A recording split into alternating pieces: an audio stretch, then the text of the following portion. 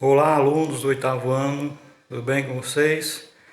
Então, eu espero que todos vocês estejam bem, né? Logo, logo a gente possa nos encontrar pessoalmente, certo? Enquanto isso não acontece, nós vamos iniciar agora a nossa aula remota de hoje, certo?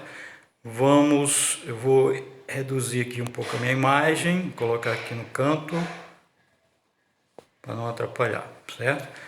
Então, o tema da nossa aula de hoje, pessoal, é distribuição da população por idade. Vamos continuar falando sobre a população mundial, suas características, crescimento, distribuição, fatores de crescimento, certo? Então, é um tema que permeia praticamente por toda a segunda unidade do livro, certo? Então, no final, no último slide, lá na parte do exercício, vai ter as páginas que esse assunto vai estar, certo? Então vocês leiam também o livro, porque é muito conteúdo, não dá para resumir tudo nessa aula. Então é importante que vocês também leiam o livro, ok? Transição demográfica e perfil da população. Em países que estão passando pela transição demográfica, apresentam taxas de natalidade elevadas e, portanto, a maior parte da população é formada por crianças e jovens, certo? Então, vamos relembrar o que é transição demográfica. Transição demográfica é aquele momento em que a taxa de natalidade, ou seja, a quantidade de pessoas que nascem, ela está diminuindo ou aumentando, e a taxa de mortalidade também. Então, a transição demográfica é uma dinâmica da população, ou seja, é uma alteração das taxas de natalidade e de mortalidade, certo? Essa alteração das taxas de natalidade e mortalidade, ela pode acontecer devido a vários fatores, como melhoria nas condições médico-hospitalares e sanitárias, desenvolvimento da ciência, novos medicamentos são sendo criados, a medicina vai evoluindo e aí, consequentemente, a taxa de mortalidade ela tende a baixar. Enquanto que a taxa de natalidade ela pode ser alterada devido também a outros fatores, como, por exemplo, o aumento da escolaridade dos habitantes, certo? E outros fatores. Então, nos países subdesenvolvidos, ou seja, nos países mais pobres, que ainda estão passando por uma transição demográfica, a tendência é a população ser mais de crianças e jovens, certo? Como vocês estão vendo aí nessa foto de um país africano, você vê a quantidade de crianças e jovens que existe. Então, a maior parte da população é de crianças e jovens, porque nesse caso aí a taxa de natalidade ela é alta, certo?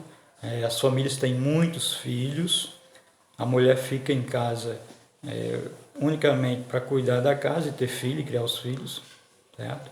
Praticamente as mulheres não estudam, não planejam a vida, não têm conhecimento de métodos contraceptivos, ou seja, de forma de evitar a gravidez, então acontece isso aí, taxa de natalidade elevada, ok? Também a taxa de mortalidade também é elevada, porque não tem melhorias nos hospitais, medicamentos, etc. Já nos países mais desenvolvidos, que você tem uma qualidade de vida melhor, mais hospitais, medicamentos avançados, tudo isso contribui para o envelhecimento da população. Então, nos países mais ricos e mais desenvolvidos, nós temos um envelhecimento da população. A população é composta mais de adultos e idosos. Então, são países que já passaram pela transição demográfica, né? Pirâmide etária. Vamos ver aqui o conceito de pirâmide etária, né? Pirâmide etária consiste em um gráfico que mostra o perfil da distribuição da população, em que normalmente se cria a forma de uma pirâmide cuja altura é proporcional à quantidade que apresenta a estrutura da população por sexo e idade. Ou seja, pessoal, simplificando, pirâmide etária é um gráfico que serve para mostrar o perfil da população dividindo por idade e sexo, certo? Para saber se naquele país tem mais homens, mais mulheres, qual é a idade, se tem mais jovens, adultos, idosos. Então, chama-se pirâmide etária. Vocês estão vendo aí duas pirâmides etárias, dois gráficos. Um do continente africano, 2006, e um da Europa, também do mesmo ano, 2006. O da África, ele realmente parece uma pirâmide, né? Tem um formato de uma pirâmide. Por quê? Porque ele tem a base bem larga, isso significa dizer que tem mais jovens, certo? A base é representada pelos jovens, certo? O meio já vai diminuindo um pouco, que são os adultos, e lá em cima são os idosos, tem bem pouquinho, né? Por quê? Porque a África é um continente formado por muitos países subdesenvolvidos, países mais pobres, que tem muitos problemas relacionados a péssimas condições de vida da população. Então lá a taxa de natalidade é altíssima, né? Nasce muitas crianças, porque não tem aquele controle da natalidade. E a quantidade de idosos é pouca, por quê? Porque como você tem uma qualidade de vida péssima, né? Falta hospitais, medicamentos, alimentação péssima, então a população lá não chega a viver muito, a expectativa de vida lá é baixa, certo? Então nos países mais pobres, nos continentes mais pobres, subdesenvolvidos, a pirâmide etária ela sempre tem esse formato aí, em forma de pirâmide, né? Em forma de pirâmide mesmo, com a base bem larga e o topo fininho. Já na pirâmide aí da Europa, você vê que nem parece uma pirâmide, parece mais uma coluna, né? Você vê a base de jovens, ela é bem menor, né? Bem mais estreita do que na África. O meio dela, os adultos, aí você tem mais adultos, você percebe que tem a maior parte da população é adulta, e a parte de cima dos idosos, você percebe que tem muito mais idosos, tanto de mulheres como de homens, um pouco mais de mulher do que dos homens, né? Do que o continente africano. Por que isso acontece? Porque nos países mais desenvolvidos e ricos da Europa, né, o continente europeu, ele tem uma quantidade de países mais ricos e desenvolvidos, você tem uma qualidade de vida muito melhor do que no continente africano. Então essa qualidade de vida da população vai se refletir nessa pirâmide etária, nesse gráfico aí, certo? Tem poucos jovens, por quê? Porque lá tem um controle de natalidade maior. As mulheres estudam muito, elas trabalham, né, em escritórios, e as famílias lá planejam sempre ter poucos filhos, porque a mulher passa muito tempo estudando e trabalhando, então ela planeja sempre ter poucos filhos, muitos não têm nenhum filho. E os idosos também, tem muitos idosos, porque como a qualidade de vida é melhor, a população vive mais, certo?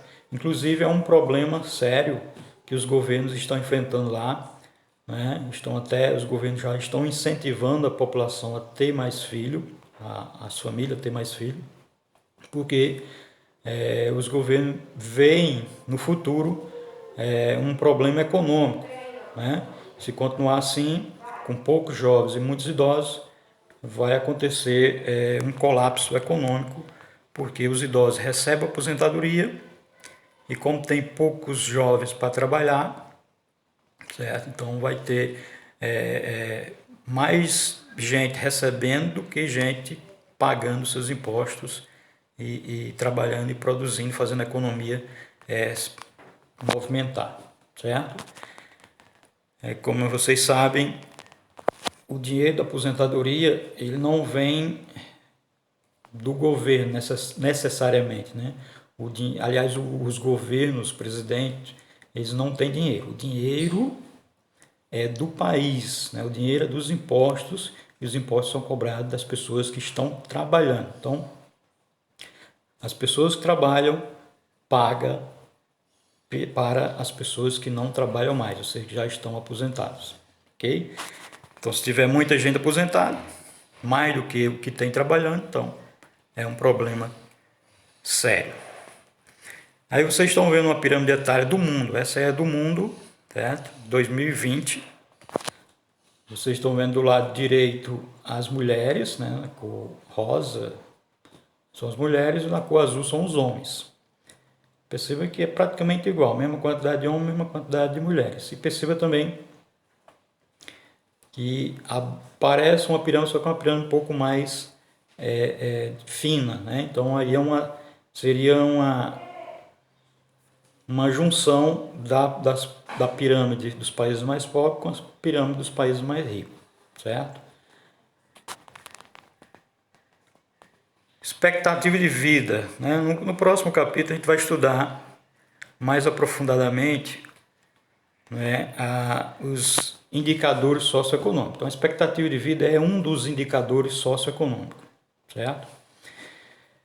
A expectativa de vida é um número aproximado de anos que um grupo de indivíduos nascidos no mesmo ano irá viver, se mantidas as mesmas condições desde o seu nascimento.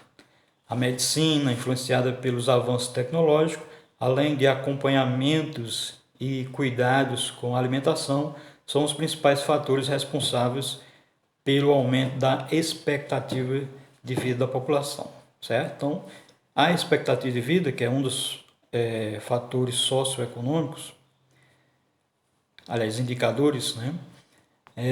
Ela é, digamos assim, um número, né, aproximado de anos que aquela população está vivendo. Ou seja, quanto maior a expectativa de vida, isso significa dizer que naquele país a população está vivendo mais, certo? Quanto mais baixa for a expectativa de vida, quer dizer que naquele país a população está vivendo menos, certo? Finalizando aí, vocês estão vendo o nosso exercício. Vocês vão copiar e responder, né? São 4 questões só. Qualquer dúvida, eu estou à disposição de vocês, certo? Tchau e até a próxima.